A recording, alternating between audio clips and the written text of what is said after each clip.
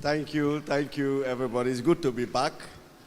It's good to be back. By the way, when he was talking about giving and receiving, I just remembered the conversation that happened between God and Adam, during creation. When God told Adam that I was going to give you a helpmate who will not bother you, will never ask you for money. In fact, she will be giving you money every day. She will cook food for you, dry clean your clothes, never give you any trouble. If you are talking, she's quiet. And Adam asked God, what will I give in return? The fellowship we talked about. What will I give to get this? And God said, you need to give an arm and a leg. Adam was like, what? Okay, what can I get for a rib? And he gave God just one tiny rib. And the rest is history. You know what we've got now. Thank you very much. So when you are giving God, when you are in fellowship with God, try and give something very tangible so that you get something that is very magnificent. Thank you very much. Okay. So you already have some questions with you. Can we see what question has come to you? And let's start from there. Before then, if you can take maybe the next 3, 4, 5 minutes to give a recap, the overview of what the last session was about. It will give people a context for those who are joining us for the first time. The family is a fluid one. People are coming and people are staying. And so maybe 3 minutes of overview. Yeah, thank you very much. So we spoke about word creation the last time. And, we talked about so many things. But one thing is sure, one thing that you must never forget is that you need to prepare yourself. Everything we do comes from the inside. So if you are networked inside, it's not okay. You cannot build wealth. In fact, a whole number of issues that we discussed. Somebody now asked me a question, how do you do it yourself? How do you manage business? How do you create wealth? How do you do a whole lot of things and they are working?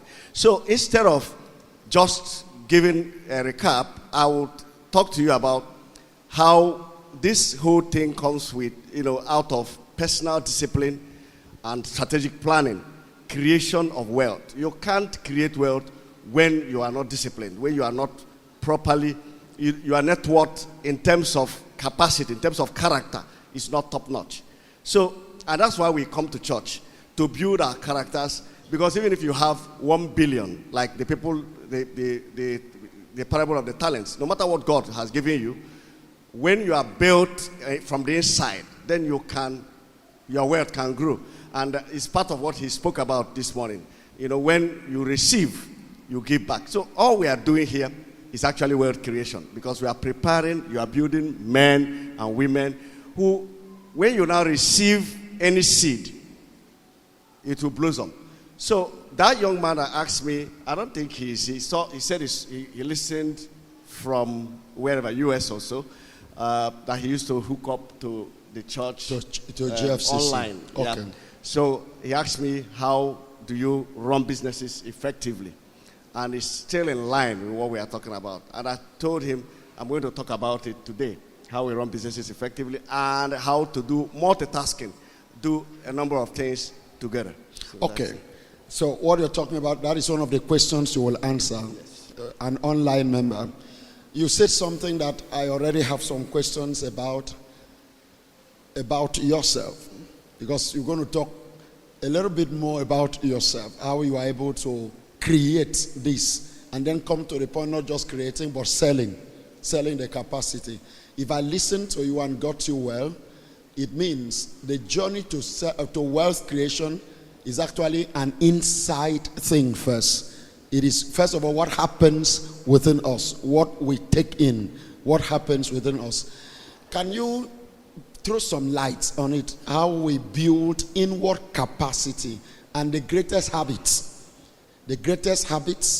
that we need to put in place to create this inward wealth that will bring about the external wealth?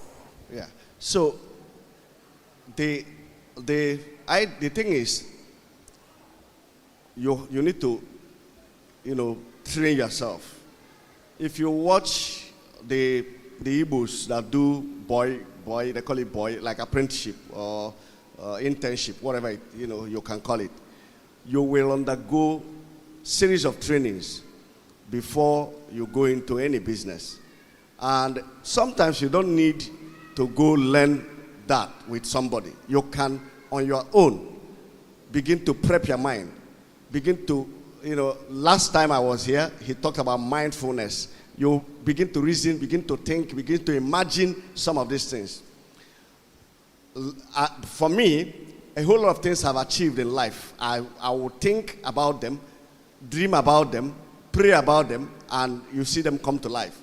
I never thought I was going to be able to drive a car. But, even when I never saw any person who is handicapped drive a car before, but I was thinking how I will manage, this leg is bad, that one, how I could do this and do that. And by the time I got a car, because it was already in my head, I was able to bring it out. So the journey to creating wealth must start from your head. If all you are thinking about is how you will get money today, you do this and you do that, you may never get wealthy. You must begin to think of the things that are godly. The things that are godly. That's why he says a lot of people will get so much, will get wealthy or rather get rich, and all of a sudden the whole thing, because the foundation is not there. So the thing I tell people is that in wealth creation, you must start from the inside. Your mind must be pure as to what you want. You must have purpose. You must have clear goals. And those goals will be smart. It's not something like, I want to make money. What money are you making? The goals must be smart. They'll be specific. They'll be measurable. You have to be, you have to set achievable goals, and they have to be relevant and also time bound. Somebody who wants to, like when I wanted to, start business, I first of all said, I want to, open a code room. I'll build a code room so that, I can make a living from it. I didn't say I want to build a code room so that I will be a billionaire. No, I started small. And it's a gradual thing. Today, the kind of thing I want to do is that I want a business I will do that will employ plenty people so I can be feeding people. But in those days, I never thought of that. I was only thinking of what to do to earn a living. So it's one step at a time. I hope you're following me. Yeah, absolutely. Are you getting this? So that means the most important thing at this point may be somebody asking his or himself a question: where am I right now? That's it. So where is your mind when it comes to creating wealth, making money for yourself and to change the world? Where is your mind right now? And he said something very important I want to highlight. The goal is not to make money. The goal is to make progress on something, just one step at a point. They say those who pursue money never make money. Yeah, that's but it. Those who provide service, money looks for them. Good. That's it. Because you are not, money will look for you when you are of value, when you have something of value to offer. Okay, please let me ask you a question that will be very personal. You mentioned discipline at the beginning. You cannot create wealth without discipline. What's the meaning of discipline for you? So, discipline, some people talk about attitude, but for me, discipline comes first. Because you can have someone who has good attitude. He does everything. He comes to church late. He goes to work late. But when you are scolding him or her, he has good attitude. He'll be telling you, thank you, sorry, and all that. Very good attitude. But discipline is that thing that, helps you to get things done. Get things done whether you like it or not. I'm not like, I wake up every day, not that I like to wake up, but I wake up because I know that if I don't wake up, even my children will learn that you can decide not to go to work. And I don't want them to, I want them to every day show up. I go to meetings on time, because you never can tell. Some other person, your colleague, your subordinate is looking at you.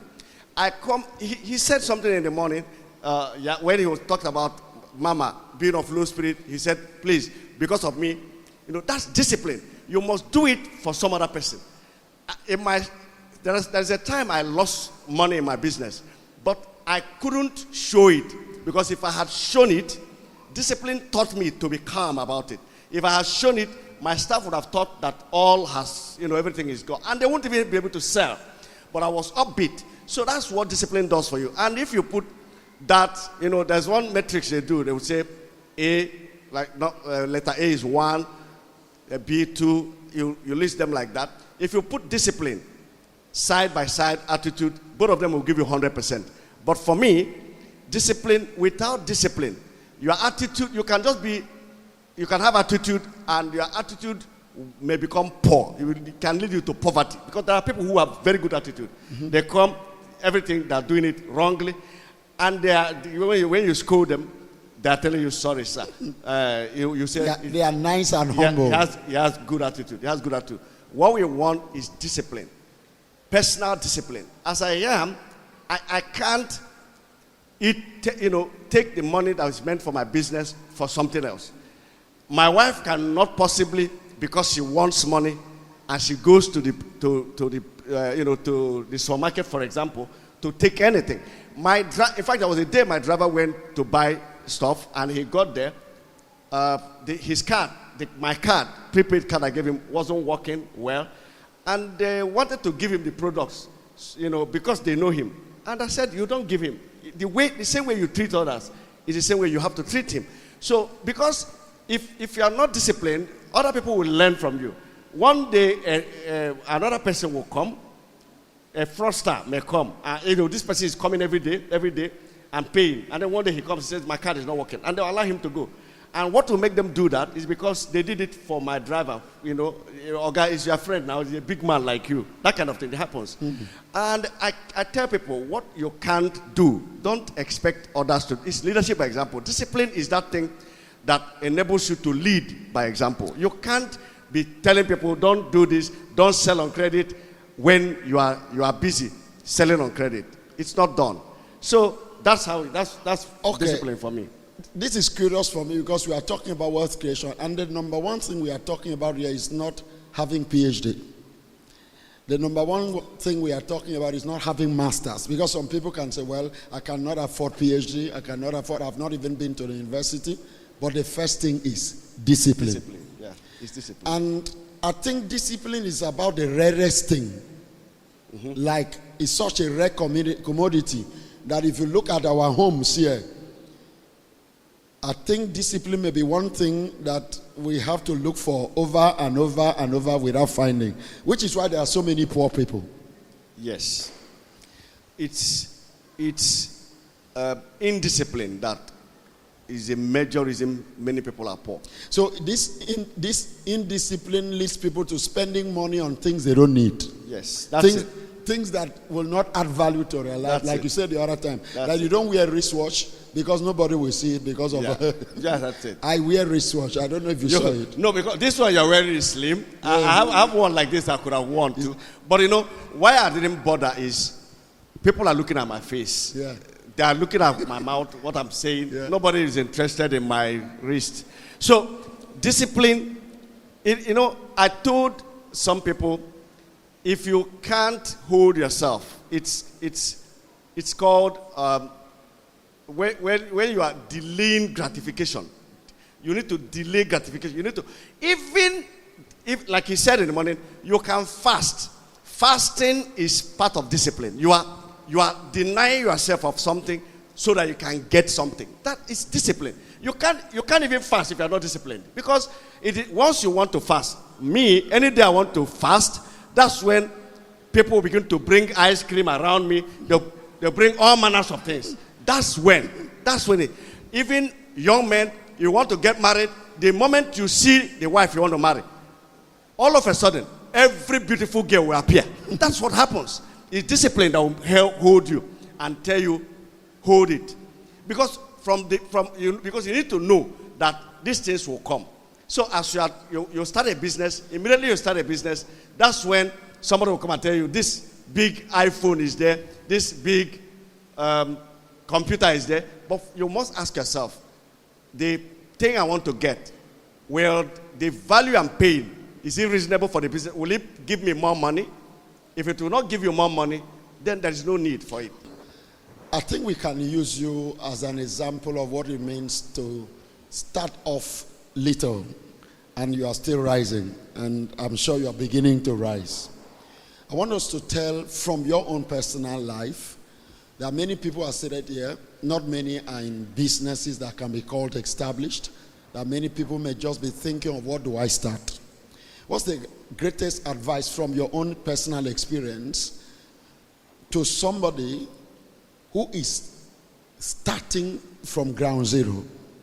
Because right now you are a banker, and as a banker you are a regional leader. You are in regional leadership, and you have personal business. What one thing do you share with people here that will help them start off from nothing? Because some people listening to you and looking at your profile, they can get intimidated. They say, don't mind him, he has made it. You have PhD or you have this. And how did you start, and what can you share from your experience that will help somebody to face every difficulty and then still start? Yeah. So for me, how I started, why I wouldn't have gotten even into business, because for me, I used to think that I wouldn't be able to have time for any other thing. I think that's actually my power.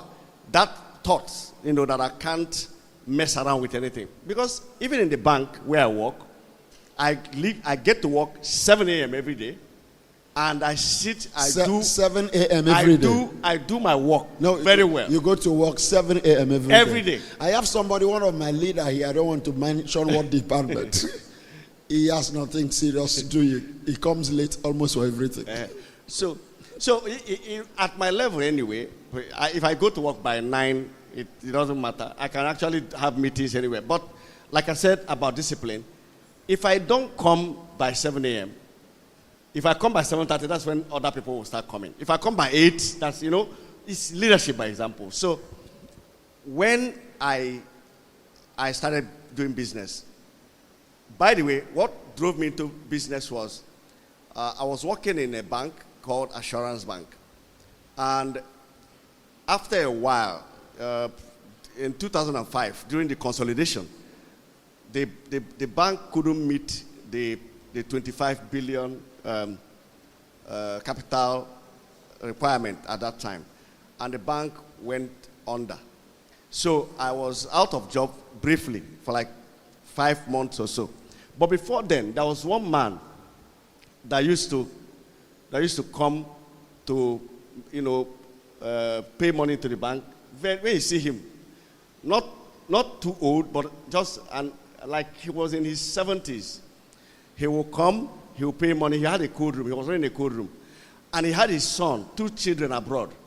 So one day I was talking with him. I said, how are you doing? I looked at him. I'm like, if this man is, selling fish, and he's sending his children abroad to school. About 70 years old man. Not up to 70 years, about 60 years about at that 60. time. Selling fish. Yes, he had a cold room. So one day I went to his cold room, and I saw what they were doing, and I saw that people were coming to buy fish and the rest of them. So when I lost my job in that 5 months, I was telling myself, if I lose my job again, what will happen? Because at that time I was so, I don't know how to put it, so idle. In fact, I tried few other things. I also tried to do business with Obotex. In fact, I had to be buying cement from Obotex. But then I noticed that, cement, it was too difficult for me to do, because you need to go look for people who are building and the rest of it. But the one of fish, I saw that people were coming to that man's place all the time. So I said, if I get another job, I will, save money and have a cold room. Which means your business projects was birthed by adversity. Yes. Okay. And when we have adversity, what do we do with it? That means when things are not great, Yes. that is when great ideas are born. That's it. I don't know, are we making sense? So business is not necessarily started when everything is fine. Idea it. starts That's it. when there is trouble, which means right now you are not doing anything and you are in a difficult situation. It is a time to have business ideas That's it. and to get business started. Can we note that down? Oh, In fact, wonderful. most of adversity, of course, that's even why the Bible said it's better to be in the house where people are mourning. So you can be sober. Adversity is that thing that should always take you up. Even for myself, when I discovered that I was incapacitated, I can't play football with other children, I can't do this. That's when I started thinking, when they are playing football, I will be reading harder, After when the teacher is giving assignment, because I know that I won't be able to carry my bag back home, right? Other people will carry their bags. In the village, you carry their bags and go. So trying to manage to go home is work itself. So I know I will drop my bag in the headmaster's office. So as the teacher is teaching, I will be developing I will be writing the assignment they are giving me. So with that, I became so fast. Even my teacher, Mbaba, will tell you that I'm a very brilliant student. You have a teacher and I here. developed, Dr. And I developed that when I knew that I had a problem, that I can't be like other children, Hold it. work fast. So problem actually is not really a bad thing. Actually, all the problems I had in life, they've all led me to greatness. Wow. Each problem, each time You I want to had a problem. celebrate? Do you want to clap for that one? No, you will clap. You will clap. Because what almost everybody seated here has in common is that there are problems. And we are just so fixed and fixated on this problem. But the problem is a mother of prosperity. That's it. When we had COVID, I was to do the Tantalizers outlet at Waneba. But COVID came, I paid salaries for the Tantalizer staff for 3 months without anything because they couldn't go out. But it was that time I saw that in Tep's supermarket, they were opening every week. And I told myself, I won't do only Tantalizers again in case COVID comes again. It's a problem. I had to, try to expand it and put a supermarket. And today, that's the best business I've done. Wow. So it's a problem. That's how it is. Now, I will want you to celebrate that. I don't know whether, hold it. I don't know whether you are taking it because the reason of sitting here is to inspire somebody. Because somebody may be thinking, oh, you can help me because I have a problem. Oh, I don't do anything now because I have a problem. I wish I did not have this problem. But problems, your physical challenge situation has made you faster in the mind. Yeah. Propelled you, now you have doctorate degree and you are able to multitask. Yeah. That you are a banker at a high level. Yeah. One of the greatest bankers in this place right now. And you have businesses. Yeah. And then you had to go to school and get to doctorate. All of this because you had some physical limitation that drove you to mental development. That's it. That's Wow. how Wow. the truth. Okay, let's take a pause. Let's go to one of the questions that you've been asked. Yeah. So, to talk about multitasking, right? Okay, to talk about multitasking, use the microphone well. Multitasking.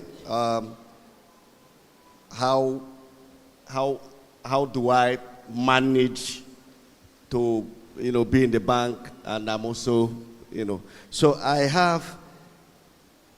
said first is that I try to set priorities. I use that matrix a lot, where you have not urgent, not important, important, urgent. So You have read Steve R. Covey, The 7 Habits of Highly Effective People. That's where that is coming from. Yeah. So we have urgent and important. Things that are very urgent and important. I must, because you have your to-do list. I have about 58 to-do lists on my phone each time. So which one is very urgent, very important. Just like we're in this church now. Right now, what is very urgent and important is what we are doing. But if there's any other thing here, now something else, but you now begin to think about another thing. And there are also things that are very important, but they are not urgent. Things like marriage. You can plan marriage for 1 year, 2 years. Very important, but not urgent. Where the problem comes is when you want to put something that is, you want to mix it up. For example, someone will come and tell me that I want to marry. I don't have the money. I don't need then it's no longer urgent. When you don't have the money for marriage today, then please put it in that space where it is very important but not urgent. Then you begin to work for it and discipline yourself to get it done. So if you don't do that, then you see that you are mixing things up. There are also things that are very, very urgent, but they are not important. Yesterday I was talking to some people, and one man was called. His phone rang, and I said, "That's an urgent call, but it may not be important." And he carried the phone and wanted to answer. It was somebody from his village trying to tell him that Christmas is here, and he dropped the phone. He said, "That's it." It was very urgent, but not important. Very urgent, not important. And then we also have things that are not important, not urgent. Yesterday, I was about to sleep, and on Facebook, I saw one movie, Chinese movie, where one boy was, stolen and found again, was rich. I was watching it, and it was getting to 10 p.m. And I'm like, what concerns me with China? What am I doing? I'm supposed to sleep so that I can be refreshed to be here. That's what discipline does for you. If I didn't know, I would have watched that thing till maybe 1 a.m. And then when I come here, you ask me this way, I'm going that way. And you'll be wondering what is going on. It's because I'm stressed.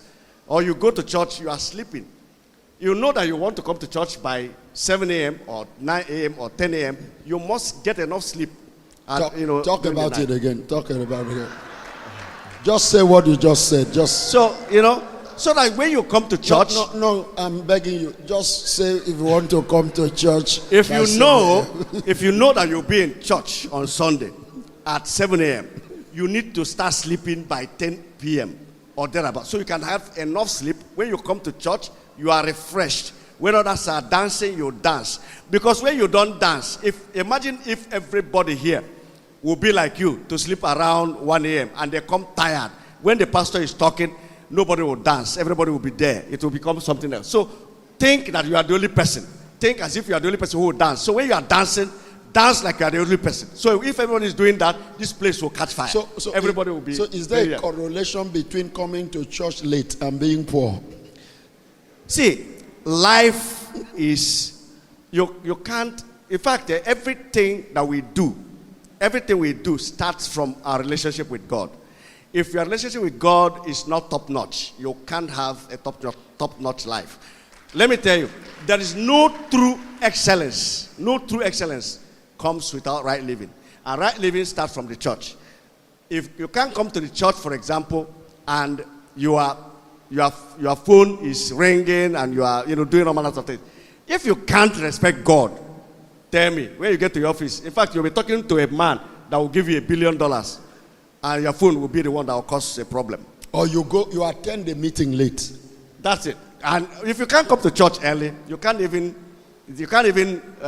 you're coming to church late, there's no how you will be attending, other things, unless you are actually because there are some people who are greedy, who are doing self-service or eye service. For example, if they tell you today that a governor is coming somewhere, you can see that some people will go there, may even sleep there. A day before. Good, a day, so that they can. But that's called greed. You may get something, but that's not your true self. You may get something, but it's not your true. The thing that is real is what you get out of right living, out of excellence. Wow. That's it. And that is what builds genuine business. That's it. So you have not reached where you are by cutting corners. No, not at all. That's it. You can't cut corners and grow. And like I told I said I was going to say that after I've spoken about the certain priorities. I will also say you need to stay organized. You have to constantly stay organized. Because if you are not organized, you can't manage, you can't multitask. And how do you stay organized? It's not about just that you know how to dress well. No. You need to arrange your life well. Today I know I will go to work tomorrow. So that's how it starts. It's not tomorrow morning that I will know that I will go to work. You stay organized. Plan things ahead. You have house rent to pay. Have you stopped sending recharge card to people anyhow? Have you stopped doing things? That's how to get organized. So for me, I said, I stay organized. I try to get things, arrange my things in order. If you come to a supermarket, you see this on the right, groceries, kiddies, this, that. They are trying to stay organized so that when you come, you do it fast. Not that when you come to this market, you start roaming around looking for whatever. So that's how our lives should be. If you want to multitask, you must be organized so that you can create time. You can have a lot of leverage to do other things. So I'll continue. The next one is that you need to learn how to delegate. You need to learn how to delegate. No matter what it is, no matter how small your business is, no matter how big it is. I have a mat. I also do distribution. There are people that work there. I also have friends who started doing business before I entered. By virtue of my profession, I know some people who used to stay at Oran Street. They used to do, have building materials at Oran Street. Now they're at EFA. They used to have man and wife with 4 or 5 boys. This 20 years, or say 15 years after, it's still man, wife and whatever. 4, 5. What is lacking is they can multitask. And that's if they can't multitask because they cannot delegate. Today I'm here, but I can tell you now that in tantalizers they've sold 100. I can show you because I'm getting the result. What they've sold up till now. So that is what delegation does for you. But a lot of people feel that you must do it by yourself. So if you want to continue to do it by yourself, you will not be able to achieve a lot. And you have to be ready to share what you have. It's also out of greed. You are making money, you feel that it's only you that should, I have about 450 staff. Now. You have 450 staff? Yes, I have 450 staff. But some people will come and tell me, what are all these people doing? You have someone who confirms this, someone who does this, someone who does that. They will tell you, no, one person can be your manager. A manager is he not accounting? He can, instead, go and employ an accountant to be your manager. He will be your manager and then record the things and check what is it that, and you pay him just 100,000 and that will be okay. But the point is that same man will come, only him, he does that, does this, does that. One day, he can decide to take 2 million from your money. You now realize that you've done what is called, they call it penny wise, pound foolish. A lot of people don't want to employ people to work for them. So they remain on one spot. So when you delegate, you free up space. And in delegation, there's a way to build teams. First, you hire, you train, you reward. And if you reward, if the person is not doing well, you sanction the person. If the person is not, if he doesn't go up again, you can sack the person. Now that's where the problem lies. You must hire who you can fire. There was a time I tried to do small business with my father, and I had to quit. I had to run away because I couldn't fire him. I couldn't. I had to leave. That means you cannot do business with your wife. You can, like, well, you know, there's but you started from day one. My wife knows that she must obey the rules of the business. For example, somebody does something wrong, and they say this person is recommended for sack. You go to my wife. When you finish talking to her, she will call the head of audit and say, what do you think about it? She cannot say, no, bring him back. When you do that, you know what it does is that the auditors will now not know what to do, because if they get another person who has done something wrong, they don't know what madam will say. So I will tell her, you can't do that. And she understands that business is different. When you come home, at home, my children will ask me, are you sure you are the one that married mommy? I said, why? Because whatever she says is what happens. But that's in my house. It's not in the business. Because they will tell me, like this morning, they said, we will go to Le Meridian to have breakfast. And I said, ask your mother if that will happen. And my daughter said, tell me, how did you, and mom, is it mommy that brought the money that people used to do wedding? Because I've not, because I know that if I say yes. They feel you should use your power. They feel I don't have power. I don't have power. But that is in the house. In the office, it may even be, another staff entirely that has the power. I don't also have all the power, because no one is an epitome of knowledge. So that's what you can't multitask when you can't work with people. And you must work with people that you can train, you can encourage, you can reward, and you can fire.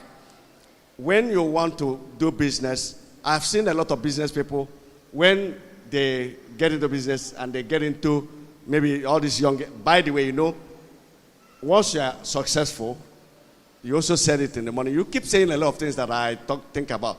Once you are a bit successful, the devil will be trying you from all over. But it's for you to always be mindful of yourself.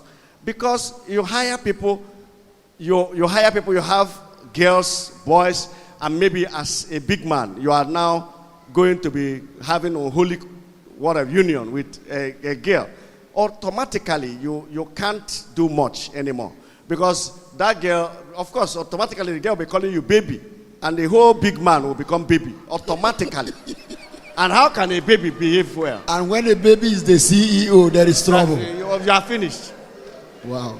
I can imagine, I sit, and somebody will come and say, baby, this is this. You act like a baby. And you keep messing around. And the business will nosedive. So, in doing business, we go back to discipline. You can't multitask if you are not disciplined. Go to the second question. There is another question there. Also, somebody also asked me, he said, how do I get, raise 500,000 for business? Can I get loan? Yes, you can get loan from any bank, commercial bank, microfinance bank.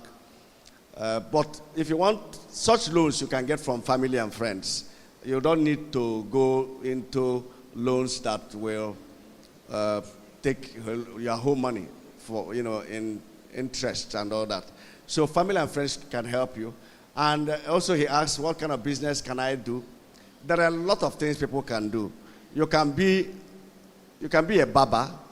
You can actually buy a clipper, learn how to cut hair, go to people's houses. Even if you don't have a barbering salon, you can be going to people's houses to barb.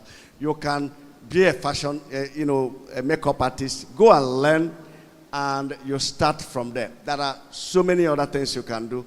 You can go into online sales. You can be, like we have the mat now. You can try to be, selling for us. You can get all our items and put on your own Facebook page. You can create content. You can do a whole lot. So it's not about the money. I know that our money has gone down. 10, 15 years ago, 500,000 would be like almost 4 or 5 million. But now it's so little. But you can still apply yourself. But before you do, make sure that you have knowledge. You have trained yourself. Let me tell you, if he comes here tomorrow, next Sunday, if he doesn't have money to buy a Jeep, and he goes to buy Beetle, the normal old Beetle, himself, and he drives it and comes to church next Sunday, you know what you will say? All of you will say, wow, this Reverend is very humble. He's a humble man. Look at the kind of guy. You won't know that he's doing it because he doesn't have the money. But you will respect that because of what is in him. So what I'm trying to say is that it's not about the money. It's about who are you? Who are you? I went to buy something in a shop, and I was wearing a wristwatch that I bought for my son. 6,000 naira. I bought it opposite by Damina. And the lady came and told me, hey, you can afford it now. I see your wristwatch. Now you're a big boy. And instantly I knew that she wasn't talking about the wristwatch. The wristwatch is 6,000. She has seen the power in me. That's what she has seen. Do you understand my point? So try to build yourself such that when you are acting, people will not be seeing. It won't be 500,000 that matters. What will matter is what is in you. You come to somebody's house to cut his hair, for example, and you do it very well with good attitude, and the man is paying you based on what you carry, not based on the amount you're using to start business.